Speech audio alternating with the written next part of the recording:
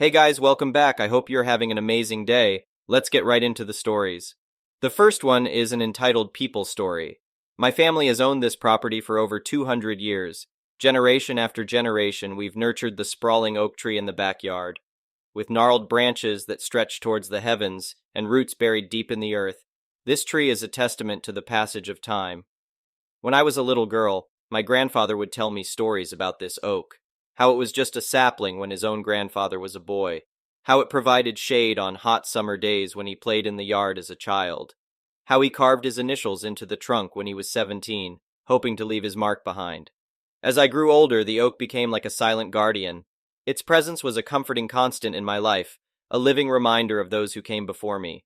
I spent countless afternoons sprawled on the grass beneath its umbrella of leaves, staring up at the sunlight filtering through. Sometimes I'd bring a book, losing myself in fictional worlds as dappled shadows danced across the pages. Other days I'd simply sit and daydream the hours away, thanks to the tree's leafy refuge from the outside world. When I was married beneath its branches, their gnarled forms holding court over our modest ceremony, I felt as if generations of my family were there in spirit. My grandfather was the first to hug me afterward, his eyes glistening with pride and nostalgia. "This tree watched me get married too, you know," he whispered. "Now it'll watch over your marriage just like it did mine." So you can understand why this oak was no ordinary tree to me or my family. It represented ancestry, longevity, nature's majesty, and the passage of time that flows onward regardless of our human travails. That's why the events that unfolded one Tuesday morning struck me like a physical blow. I was sipping coffee when the deafening buzz of a chainsaw shattered the tranquility of the day.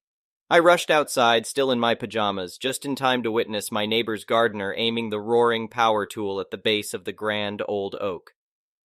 My screams halted his progression, but not before a deep gash had been carved into the tree's trunk. "What do you think you're doing?" I cried, dismayed by this assault on my beloved oak. The gardener switched off the chainsaw reluctantly.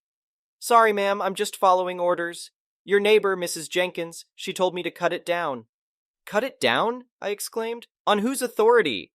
Before the gardener could respond, Mrs. Jenkins herself emerged from her house next door. A woman in her early 60s, my neighbor was the embodiment of hell in high heels. With her country club attire and stern demeanor, she struck fear into every tradesman and service person in the neighborhood, myself included. "Just what do you think you're doing to my tree?" I demanded, my earlier fear morphed into anger in the oak's defense. Mrs. Jenkins sighed as if dealing with someone exceptionally slow. "That tree is a nuisance, dropping leaves and acorns everywhere. I won't stand for it any longer." "That tree has been in my family for generations before your house was even built," I retorted. "You have no right to cut it down." Mrs. Jenkins sniffed. "I have every right. Anything that overhangs or drops debris in my yard is fair game for removal. Take up the property laws if you must, but that's how it is. I'm just restoring order and cleanliness to my garden." My hands trembled, partly from rage and partly from the sadness of seeing a scratch marring the oak's weathered bark. I longed to unleash every insult I could muster, but Mrs. Jenkins's smug expression warned me she would win a verbal sparring match. Instead, I marched inside and looked up the tree ownership laws for our county. Just as I suspected, they favored me. For any tree trunk mainly on the property line or within it, the tree clearly belonged to the landowner. Oak trees also held special protection in our state given their ecological benefits. Only with a permit could they be cut down, even on private property. Armed with this knowledge, I dialed our local arborist service, requesting immediate assistance to stop any threat to a centuries-old oak. I also notified the Homeowners Association of my neighbor's violation. Lastly, I called the police to report an attempted illegal tree removal. Within the hour, a cease and desist squad had converged on my front yard, an arborist, an homeowner association rep, and a police officer. I ushered them to the back where my neighbor was still overseeing the gardener, oblivious to the trouble heading her way. The look on Mrs. Jenkins's face when the authorities crashed her tree demolition party was priceless. She went from righteous indignation at my overreaction to stuttering excuses when informed of huge fines pending. Possible jail time also awaited if the damage she inflicted proved fatal to the tree over time. In the end, she narrowly avoided arrest by agreeing to pay the oak's treatment and my emotional damages. She also received a permanent injunction banning her from any action against the tree again. I wish I could say this incident changed her entitled ways. But I know Mrs. Jenkins still silently seethes about that blasted oak. At least now she understands serious consequences await any further encroachment on our property. As for my dear old oak, its wounds have mostly healed thanks to the arborist's care. It will never be quite the same, bearing those scars of unjustified attack.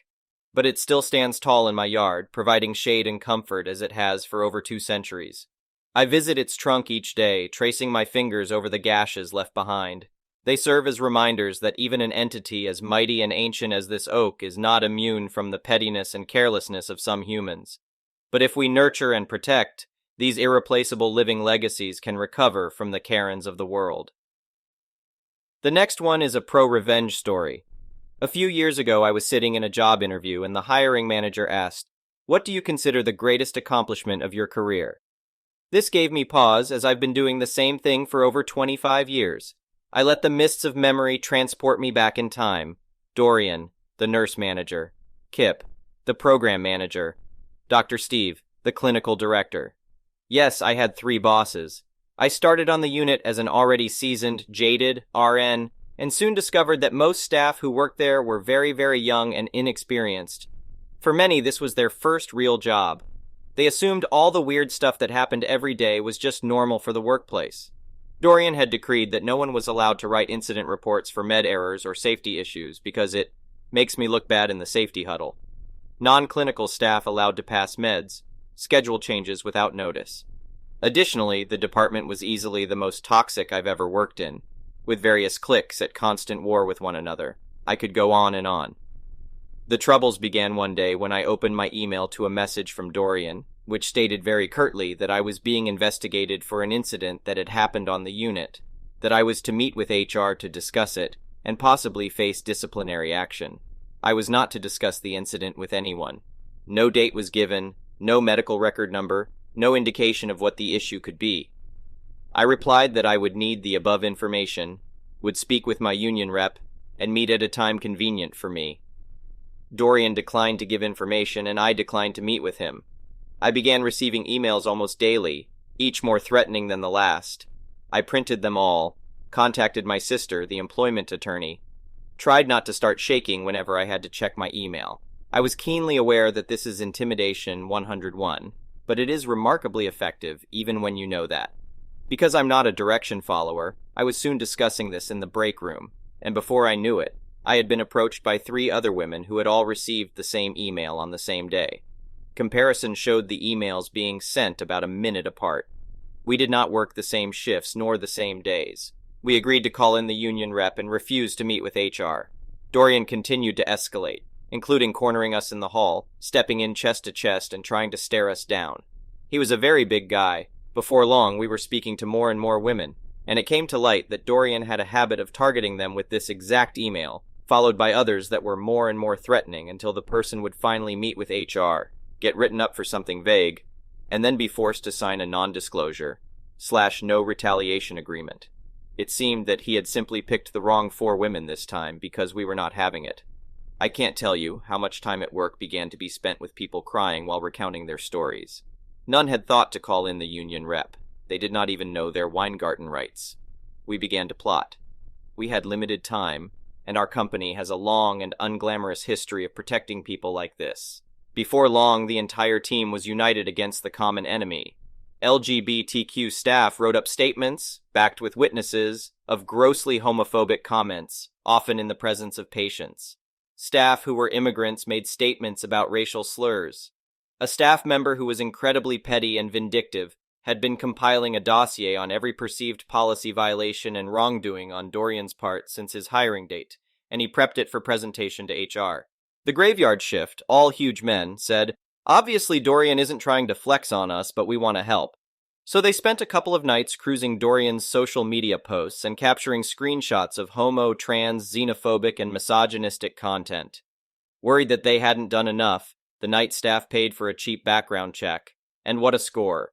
DUI, failure to appear, hit and run, domestic violence, assault with a deadly weapon. Did the company not do a background check? What the duck? Finally, 2 women came forward with complaints of sexual harassment. One incident had even occurred in the presence of the assistant manager, and one was documented in an email. We were ready. We flooded HR with meeting requests, and our union rep coordinated the assault so that on Monday, we met for simple harassment and intimidation. I met first, and HR seemed unimpressed by my complaint. Tuesday, all LGBTQ and staff subjected to racial slurs made their formal complaints. They said that the HR lady looked tired. Wednesday started with the background check, moved into the minutiae of policy violations, and culminated with well-documented quid pro quo sexual harassment. The union rep informed HR that the union's attorney was eager to know how to proceed. HR assured her that would not be necessary. That evening, Dorian posted a sign on his office door saying he would be away for a few days, and to contact Kip or Dr. Steve if we needed anything. The graveyard shift reported that over the weekend, housekeeping came and removed everything from his office except his name tag, which the night staff took as a trophy. On Monday at shift change, the CNO, COO, and HR met with the team and informed us that, effective immediately, Dorian was no longer employed by the hospital. We all sat silently and politely until they exited the unit, when a loud and spontaneous cheer went up. People were hugging each other and cry-laughing. High fives all around. Aftermath.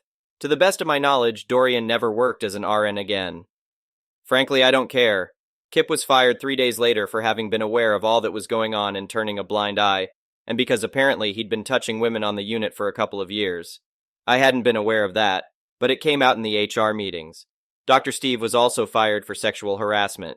The unit hired an old manager of mine who had a long and well-documented history of, you guessed it, sexual harassment. I quit within days of him being offered the job. The department's foray into getting along crumbled. Most of the staff have moved on to other jobs where they seem much happier. What do you consider the greatest accomplishment of your career? I sat up straight, smiled, and said, I took a very fractured team and brought them together to achieve a common goal. I like to think I'm really good at team building. The next one is a petty revenge story. When I was a younger lad, I was considering a career change and decided on going back to school. I was deciding between a broadly based master's degree or a bachelor's degree in a specified field I was very interested in. I decided on the bachelor's degree, so I contacted an enrollment counselor. After a transcript analysis, I had a good chunk of prerequisites left to complete if I was going to attain the aforementioned bachelor's degree, even though I already have a bachelor's. In fact, due to the prerequisites, the master's would take only 1 year while the bachelor's would take 2 foolishness. I know. Welcome to the university system. Around this time, I noticed that many of the classes in the master's coursework are just the upper-level versions of the prerequisites I was missing in the bachelor's degree. To illustrate, one of the prerequisites was something like M101, Intro to Marketing, and the master's coursework was M201, Advanced Marketing. In fact, almost every class in the master's coursework had a corresponding prerequisite at the bachelor's level. Since I have no interest in Marketing 101, an idea occurred to me. What if I could simply get the master's degree and have all those upper courses count down towards my bachelor's level prerequisites, and kill 2 birds with 1 stone? I immediately sent an email to my enrollment counselor, then got on the phone and spoke to a university representative. Over the phone, they told me no, none of the courses would transfer down. Fine, not the answer I want, but at least an answer. Just after hanging up, my enrollment counselor sends me an email stating that all the courses in the master's would transfer down and would almost completely wipe out the prerequisites of the bachelor's degree. So, 2 degrees in 2 years roughly speaking. Elated but confused, I set up a call. On the call, I told the counselor my experience with the prior representative and explained to her that I was concerned about receiving conflicting information. My exact words on the call were, I think my fear is that I will get through the master's and have someone tell me that the first person was right all along and that none of the courses will transfer down. She assures me that will not be the case, and sufficiently convinces me, so I enroll in the master's degree. Fast forward to after I complete the master's degree. Sure enough, my continuing education enrollment counselor tells me that none of the courses will transfer, and I am back at square one. I calmly tell him there must be a mistake and send him the emails from my previous enrollment counselor, to which he responds that he is sorry, but there is nothing he can do. To say I was furious is an understatement at this point, but I kept my cool. I told him that I was frustrated and that I would be happy to take 1/2 off of a semester of college in compensation for the mistake. After all, I am getting a master's degree, which isn't nothing. He says he will take it up the chain. I receive a call from him a few hours later, and he stated he was very happy to offer me $150 off of my next semester's tuition. I politely told him that was a percent of the total tuition, and frankly that offer was offensive. He gets me on the phone with his boss, Karen, not her real name. Karen seems completely unfazed that I have a paper trail from a university representative stating something that is completely false that caused me to spend thousands upon thousands of dollars. Fine, whatever. In addition to this, she decides to be condescending to me. Big mistake, Karen. At this point, I am angry. Really angry, but holding it together. Well, Karen, this means war. Karen tells me very condescendingly that $150 is the best they can do, then asks me ever so politely if I would like to enroll in the bachelor's program. No, Karen, I would not. I calmly told Karen that I was giving them the opportunity to do the right thing, and that I really didn't want to be the bad guy. I told her that all I wanted was a 1-2 off of one semester, which seemed completely reasonable considering they had just wasted significant amounts of my time and money. No dice. Karen is adamant that there is nothing else to be done. Again, I calmly tell her that I don't want to be the bad guy, but I will. No dice. Sigh. I choose this moment to tell Karen that I sit on the board at a small community college, that I have all this in writing, that I will be filing a complaint, and that I will be going to both the state and their accrediting body to launch an investigation. She falters slightly but sticks to her guns. Sigh, okay, Karen, I do all the aforementioned and shockingly receive a call from George, the VP, or director, not sure, of their compliance department within 24 hours. George spent the entire conversation apologizing profusely and concluded by stating that he would be giving me all my money back for the master's degree. And that, my friends, is the story of how I received a free master's degree. The next one is a malicious compliance story. While I was in college, I worked as a janitor for a pretty busy cafe. It wasn't very fun, not that being a janitor would be anyway, and the boss was pretty bad at his job, but it made the money I needed. This cafe was in a pretty rural area, and we had the only public restrooms for about 3 miles. Everyone in the community knew where the other restrooms were, but it would still be an inconvenience to drive to them, even if it wouldn't take more than a few minutes. To use these restrooms, you needed to buy something, but almost everyone who entered bought something, so it wasn't a huge deal. Now, since I was in college, my work hours had to fit around my college classes. For how my boss was with everything else, he was quite understanding when it came to this, mostly because he could only find other college students to hire. With the way my schedule worked, I always had to leave at closing to get to my classes on time, so I did my cleaning during operational hours. Most of this was in the bathrooms, and I would leave them open while cleaning each stall and occasionally the floor. Why close the only bathroom for miles? Nobody complained. Nobody saw it as an issue. That is, until a cold Wednesday in January. I was about 4 months into the job and was into the routine by now. The boss called me into his office before I left for the day. He told me, "Mr. Hoos T6th, I received a complaint about your bathroom cleaning procedures. One of our customers slipped on a puddle in the bathroom yesterday. Is she okay?" "She's okay. She braced herself against the sink." "That's good. It must have been an unfortunate accident. I always put a warning sign in front of any puddles in the bathroom while I'm cleaning them." "Well, clearly it's not enough. If you're cleaning the bathrooms, keep them closed. Close them completely?" "Yes, and don't reopen them until you're completely done cleaning." This customer was known for being a prolific spender, and the boss only saw a big pile of money going into flames if he didn't listen to her. So he did, and I complied. Close the bathrooms completely? Okay then. The next day, I entered the cafe, a few hours after opening due to classes, and started with the bathrooms. They weren't too dirty, but I thought they well needed a very deep clean. So deep of a clean it would take me the rest of the day to clean it up, as opposed to about an hour or two. After all, the boss never said how fast I should clean them. Whenever a customer wanted to use the restroom, I would just say that I was ordered by the boss to keep it closed so I can clean. And after an hour, I made a closed sign for both bathrooms with some small text on the bottom saying, "On orders of the boss." Needless to say, things went south. Over the day, numerous people complained to the boss about the closed bathrooms. He said he had no choice. It was for safety. Those people, knowing full well I gave adequate signage to any slippery areas, were understandably very confused and very angry. Luckily, the other public bathrooms were only a short drive away, but it was still a decent inconvenience for some. A few people decided that this was the last straw in the boss's incompetent management. The old owners who recently sold the place were amazing from what I heard, and were never coming back to the cafe ever again. By the end of the day, the boss called me into his office. "Mr. Who's the Sixth, you can reopen the bathrooms tomorrow." While the business didn't completely crumble, the boss lost some very loyal customers that day, and his reputation took a tumble. I've heard a bit from the past few years, and the pandemic combined with his further incompetence meant that the cafe was shuttered. The next one is an entitled People Story. Back before I knew what COVID was, I visited a pub in Dublin. In the pub, you can sit and disregard your responsibilities, spending hours reading, drinking, chatting, playing board games, and cards, while listening to old men tell tall tales, one of which you're about to hear now. I chose to read a book and stay all day, drinking pints and relaxing. The pub had a fair bit of history, so I figured it was a good part of town to take my leisure and while away about 6 hours and pints or so. It was about 3 p.m. by this point. I'd been there since about 10 and had drunk about 5 pints, leisurely, and gotten a fair chunk of my book read. It was busy but not too loud. Until, however, a particular group of girls came into the pub. I heard them before I saw them.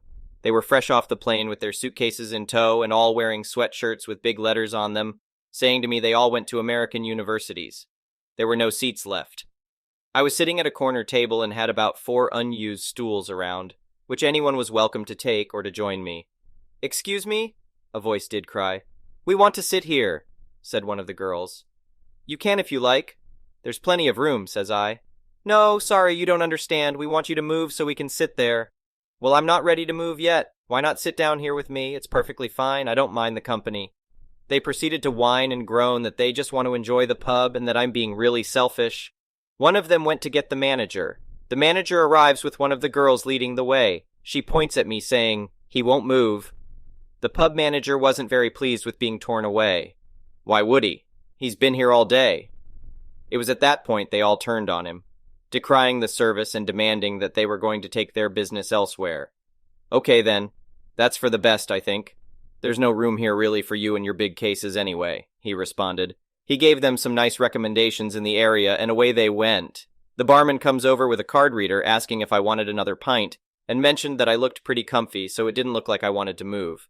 I proceeded to have a couple more pints, chuck a $5 in the tip jar, and then get the heck out pretty sharpish after that. Someone else could have been using that table. How selfish of me. Thank you for watching. I would really appreciate it if you could like the video and subscribe to our channel if you haven't already. We'll see you again tomorrow.